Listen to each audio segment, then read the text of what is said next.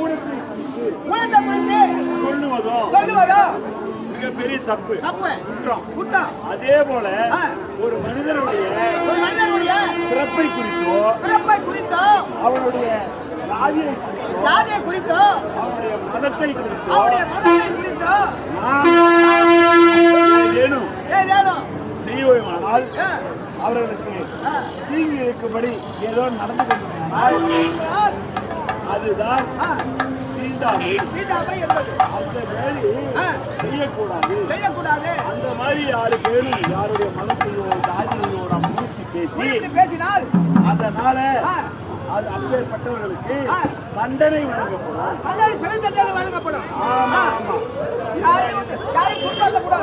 அது மட்டும் இல்ல, பள்ளி மாணவ மாணவிகள் கவனத்துக்கு நாம போனோம் ஒழுங்கா படிக்க மட்டும்தான் போவோம். அச்சா முதல்ல இந்த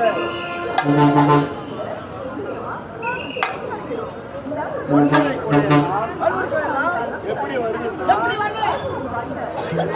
படிக்க போவாங்க. அவங்க ஆம்பளை பசங்களுக்கு 4 மணிக்கு பஸ் விட்டுருவாங்க. ஸ்கூலுக்கு